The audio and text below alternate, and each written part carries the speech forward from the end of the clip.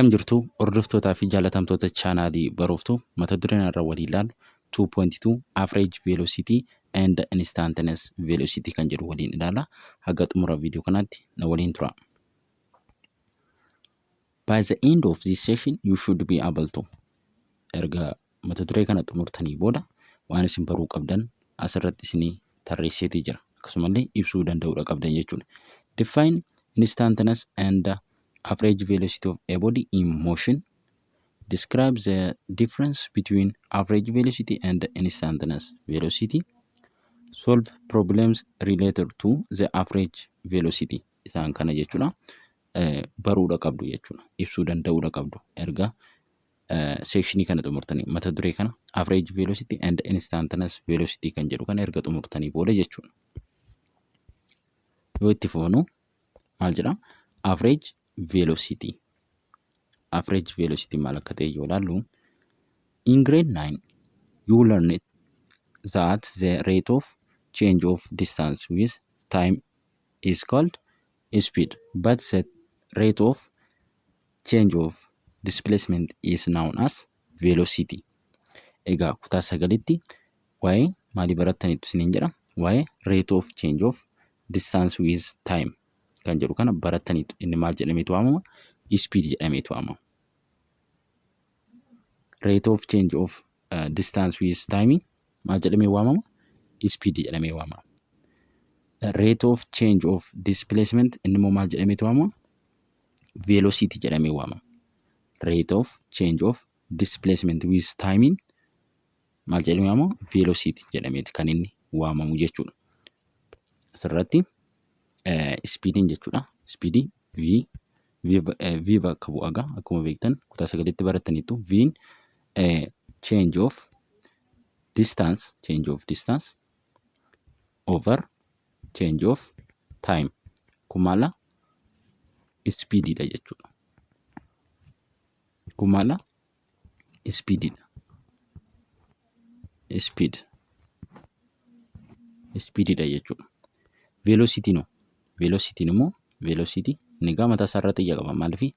Scalar quantity waan ta'eef jechuudha. Maalla kuni velocity dha jechuudha.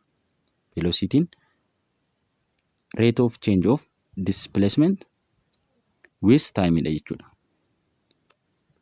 Inni immoo maanni? Change of displacement mataa isaa irratti xiyyeeffata over change of time.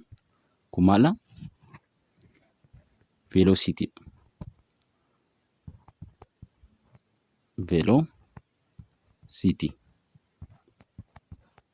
Velocity dha jechuudha kun. Speediin maanni? Scalariidha. Velocityin immoo maal jechuudha? Vector quantity dha. Speediin scalar quantity dha. Velocityin vector quantity dha. Unlike speed, velocity is a vector quantity. Maanni? Speedii fi velocityin garagaradha jechuudha. Speedii fi velocityin garagara tokko miti. Maanni? Speediin scalariidha. Velocityin immoo vector quantity dha jechuudha.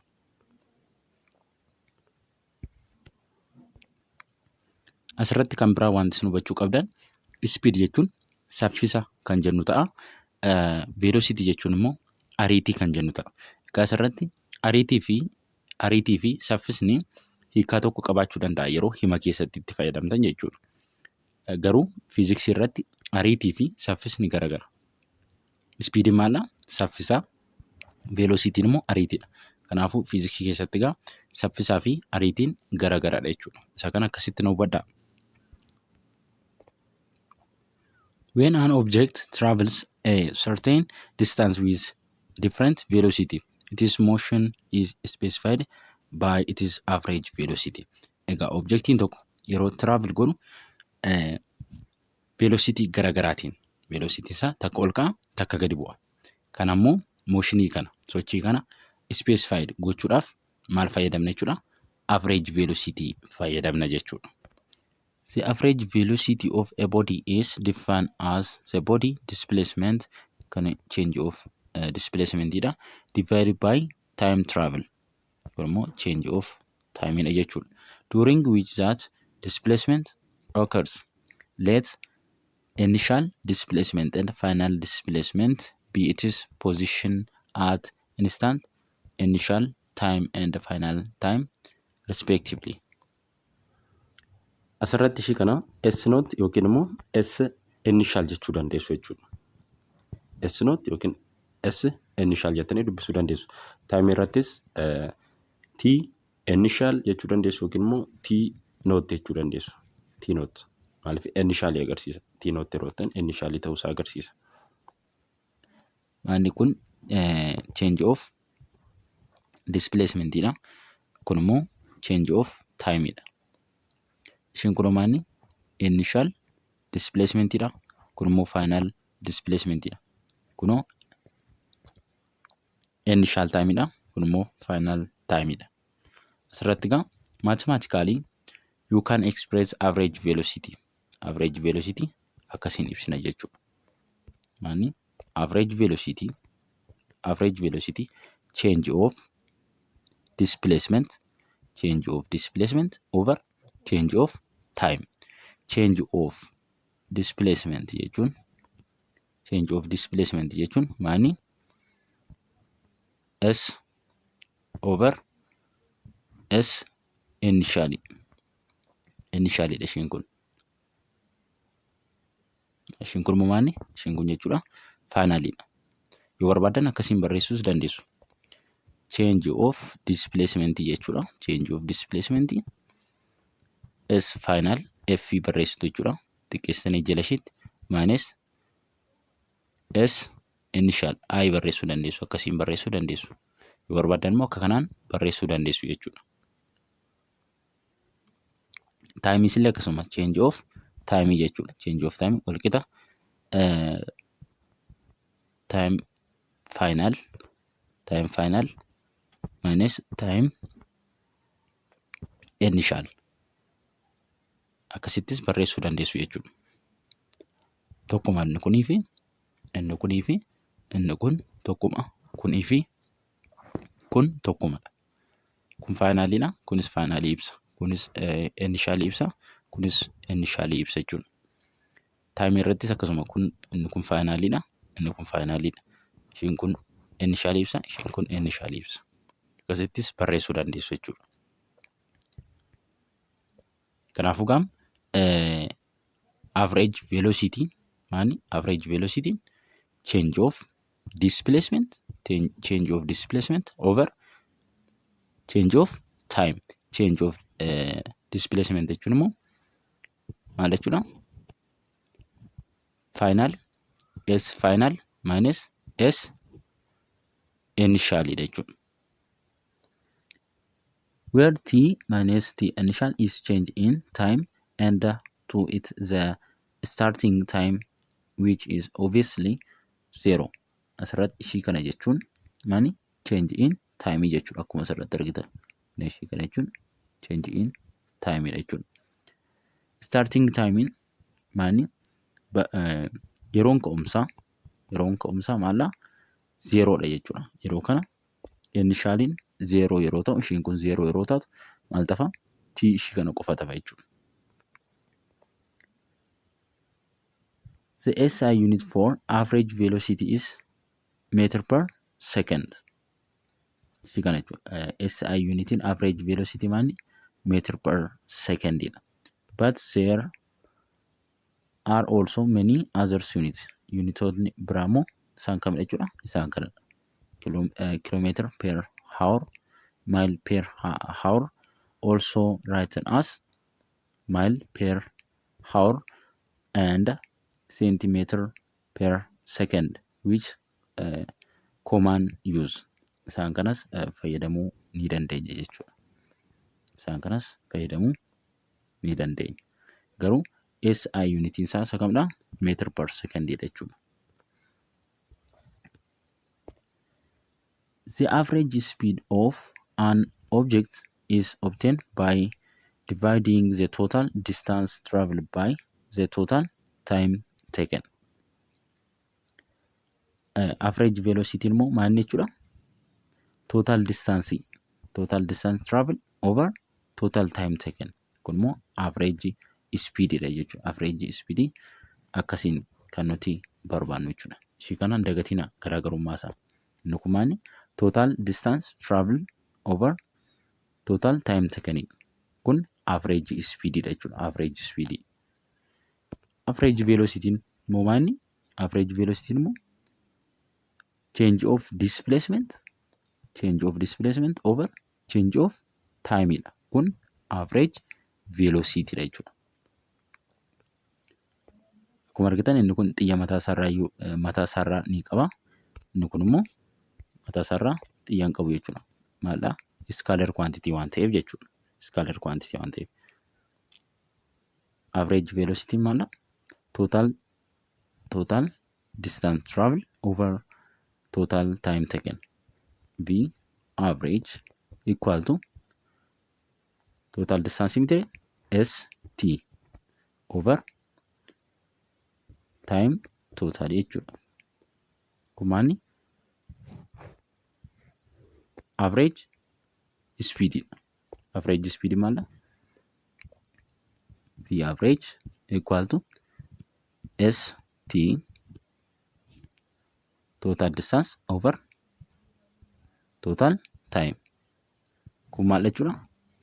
Average speed. Ishii kanaan dagatina. If the motion is in the same direction along a straight line, the average speed is the same as the magnitude of the average velocity. However, this is always not the case. Asirratti maanni average velocity fi average speed. Asirratti akkuma argitan average speed fi average velocity kan isaan wal qixa ta'uu danda'an yeroo kamidha jechuudha. Yeroo directioniin isaa the same ta'ee fi akkasumallee straight line yeroo ta'e jechuudha. Sochiin gaggeeffamu tokko directioniin isaa tokko kan wal fakkaatu jechuudha. Akkasuma immoo straight line yoo ta'e average speed fi average velocity wal qixa ta'a jechuudha. Akkuma distance fi displacement jechuudha. Distance fi displacement yeroo kami kan isaan wal qixa ta'an yeroo the same direction fi sochiin tokko direction isaa kan wal fakkaatuu fi straight line irra kan gaggeeffamu ta'e sochiin sun distance fi speediin wal qixa jenneerra. Akkasuma kunis average speed fi average velocitynis yeroo kamidha jechuudha kan isaan wal qixa ta'an direction isaa tokko ta'e akkasumallee sochiin sun straight line irra kan gaggeeffamu ta'e wal qixadha jechuudha.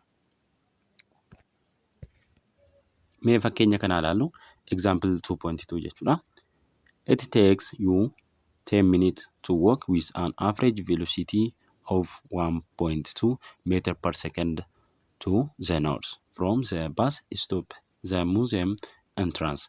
What is your displacement? Maal nu gaafate? Displacement nu gaafate. Maaltu nu kennameeti immoo jira? Taayimiin nu kennameeti jira. Akkasumallee average velocity nu kennameeti jira. Kan gaafatamne maanni displacementidha jechuudha. Egaa straight lineidha. Straight lineidha wanti kuni. Solution isaarraa asii yoo ilaaltan asitti kan nu kenname maanni taayimiin nu kennameera. Innis meeqadha? 10 minutiidha. 10 minutii kana immoo gara sekendiitti jijjiirtu. Gara sekendiitti yeroo jijjiirtan meeqa argattu? 600 sekendii argattu. Fi average velocity immoo maanni tokko tuqaa lama meetir per second to north gara northiitti jechuudha. Kan nuti barbaannu displacementidha jechuudha. Change of displacementidha. Egaa V averaging jechuudha. V averaging wal qixa change in displacement over change in time. Azalaga tokko jirti. Qaxxaamura roobaa iftaan maal ta'a? Change in displacement equal to maal ta'a? V average times change in time. Waliin baay'istu jechuudha. V average meeqadha? 1.2 meetira per secondiidha. Meetira per secondiidha. Taayimiin hoo meeqadha? 600 secondiidha. Waliin baay'istu jechuudha. Yeroo waliin baay'istan meeqa argattu? 720 meetira argattu. Maalni kallattiin isaa immoo noorziidha. Maaliifii veelositiin noorzii waan ta'eef jechuudha. Egaa veelositiin noorzii displacement isaa gara noorzii taanaan veelositiin isaas maal jechuudha? Noorzii ta'a jechuudha. This means the displacement has a magnitude of 720 meter and the direction to the north. Kanaafuu magnitude displacement kana meeqadha? 720 meetira gara maaliitti? Gara noorziitti jechuudha. Direction faana ibsuu qabdu displacement waan ta'eef jechuudha. Itti aansuudhaan example 2.3 ilaallu. A passenger on the bus took 8 seconds to move 4 meters to the seat on provided place forward. What is his average velocity? Asirratti maal gaafatamne? Average velocity gaafatamne. Kan nu kennameeti jiru asitti displacement nu kennameeti jira. Akkasumallee taayimiin nu kennameeti jira. Solution isaa yoo ilaaltan asitti maaltu nu kennameera? Displacementiin 4 meetira nu kennameeti jira. 4 meetira nu kennameeti jira. Taayimiin immoo asitti 5 second jedha. Asitti yookiin ishii kana asitti 5 godha. 5 godha yookiin immoo asitti 5 dhaan hojjettu jechuudha. Isa kana 5 godha asitti. 5 godha. Yoo asitti 5 8maan hojjettan immoo asitti isa kana 8 gootu jechuudha yeroo hojjettan. Kanaafuu amma nuti maal goona? Ishii kana 5 goone sirreessina jechuudha. 8 second isheettu kana 5 haa jennu. Kanaafuu taayimiin meeqadha? Taayimiin 5 secondiidha. The average immoo maali? Change in displacement over change in timeidha. Kanaafuu displacementiin kee meeqadha? 4dha. Taayimiinoo meeqadha? 5dha. 4 meetira hiruu 5 meeqa ta'a? 5 secondii 0.8 meetira per secondii ta'a jechuudha. Deebinee exercise 2.4 yoo ilaallu maal jedha? Can the average speed ever equal the magnitude of the average velocity? If no, why not? If yes, give an example. Maal jedha?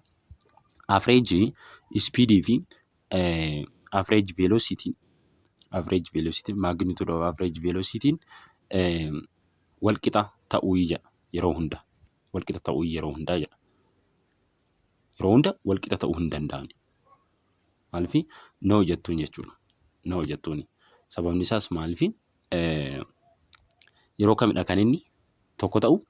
Kan inni wal qixa ta'uu danda'u? Yoo sochiin gaggeeffamu sun maal straight line ta'edha jechuudha.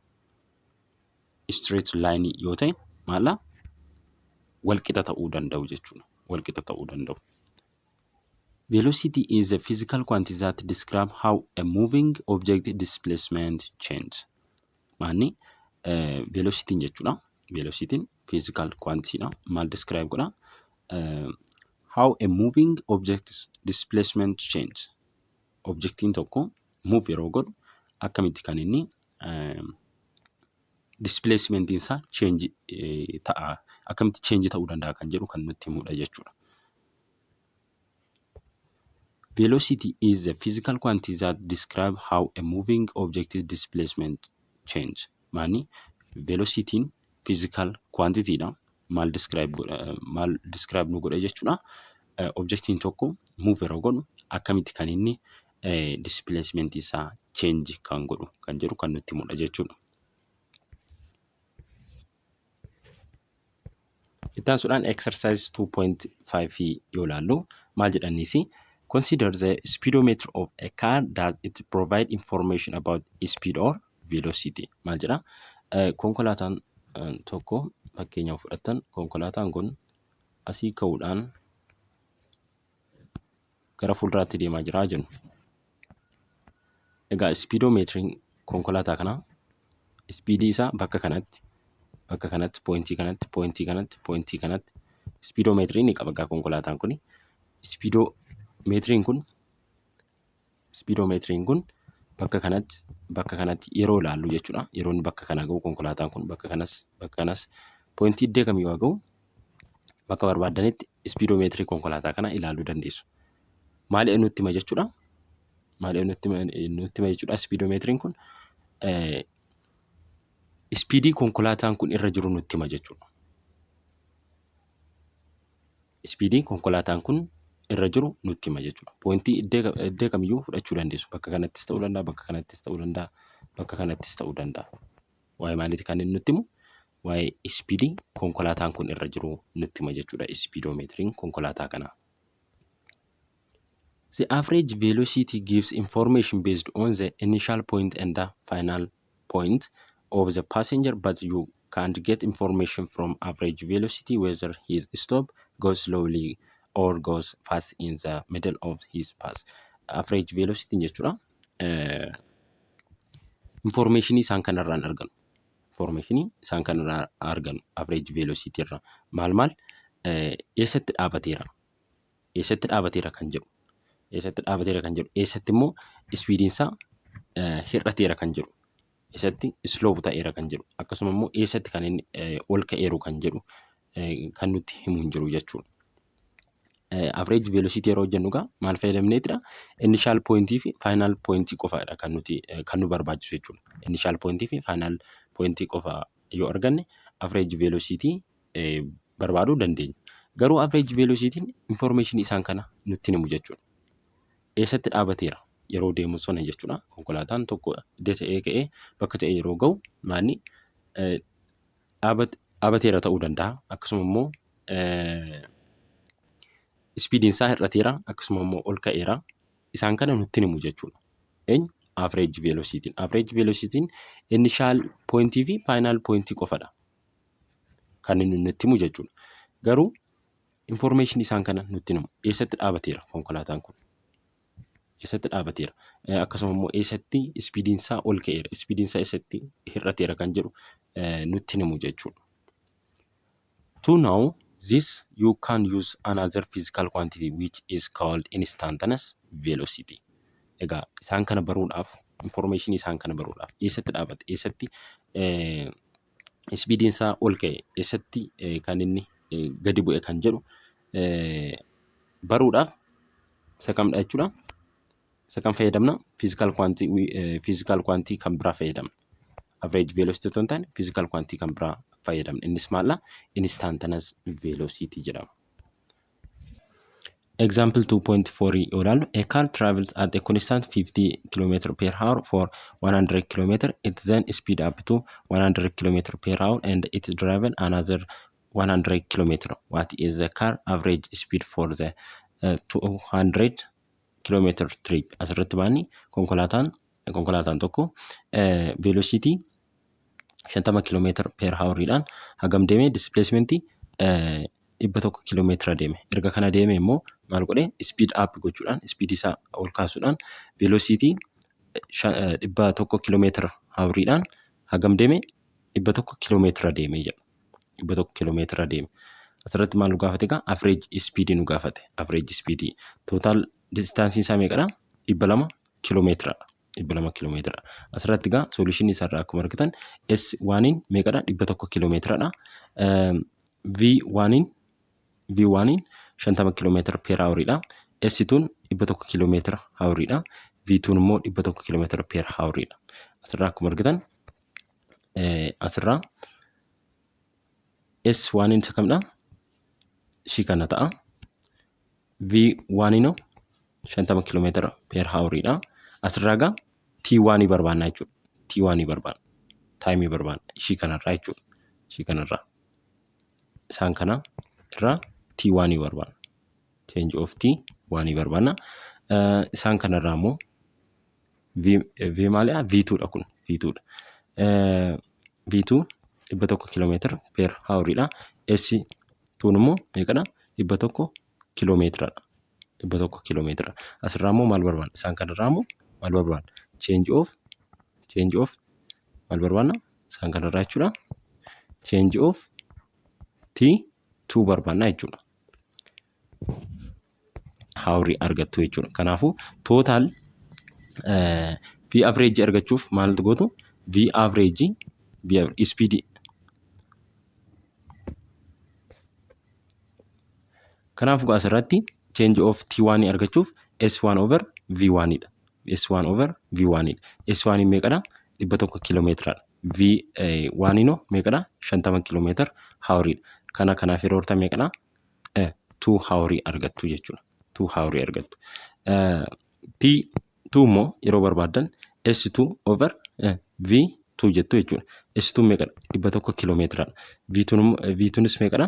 100 kiiloomeetira per hawrii. 100 kiiloomeetira per hawriidha. Kanaaf yeroo horta meeqa argattu? 1 hawrii argattu jechuudha. Kanaafuu gaa tokko hawrii fi 2 hawriin yeroo walitti daatan kana meeqa argattu? 2 hour and 1 hour meeqadha? 3 hawrii ta'a. Kun total timeidha jechuudha. Total time. Amma gaa total distaansiin keenya meeqadha? 200 mitiire yeroo walitti daatan. Distaansii kanaa fi kana walitti daatu 200 ta'a. Total distaansiin asirraa akkuma argitan V average dha kuni. V average kana jechuun average speed. Average speed maani? Total distance travel over total time taken dha. Kanaafuu total distance travel meeqadha? 200 kiiloomeetira. 200 kiiloomeetira totaaliin saammoo meeqadha? Kanaaf kana yeroo walitti daatan 3. Yeroo kana waliif hirtan meeqadha? 66.7 kiiloomeetira per hawrii argattu jechuudha. Kanaafuu average speediin keenya meeqadha? 66.7 kiiloomeetira per hawrii argannaa jechuudha. Note, averaging the two speed 50 kilometer per hour plus 100 kilometer per hour over 2 gives you a wrong answer which is 75 kilometer per hour. Inni akkasitti hojjennu jechuudha. Inni kun deebii dogongoraa nuu kenna jechuudha. Akkasitti hojjechuun keenya. The average speed of an object is obtained by dividing the total distance traveled by the total time taken. So that V average equal to 66.7 kilometer per hour. Egaa average speed akkasiin hojjettu jechuudha. Total distance traveled by the total time taken. Eenyu firta jechuudha. Total distance total timeidhaaf hirtu jechuudha. Kun average speed. Average speed akkasitti miti kan isin hojjettan. Akkamiin hojjettu? Akkasiin hojjettu jechuudha. Saamma nuti hojjenne kanaan hojjettu malee asirratti V1 fi V2 walitti da'uudhaan lamaaf miti kan isin hirtan. Maal gootu? Akka amma hojjenne kanaatti hojjettu. Maal gootu jalqaba? T1 argannee jirra. 2 hawriidha. T2 1 hawriidha. Isaan kana walitti da'aneet total distaansiin keenya meeqadha? Total distaansiin 200dha. Maaliif S1 fi S2 walitti da'aneet arganne. Sana booda 200 hiruu asii immoo total taayimiin keenya meeqadha? 3. Sana booda 200 hiruu 200 kiiloomeetira hiruu 3 hawrii yeroo kana waliif hirtan meeqadha? 66.4 kiiloomeetira per hawrii argattu. Bifa kanaatiin hojjettu malee V1 fi V2 walitti da'uudhaan lamaaf hirtanii miti kan isin hojjettan jechuudha.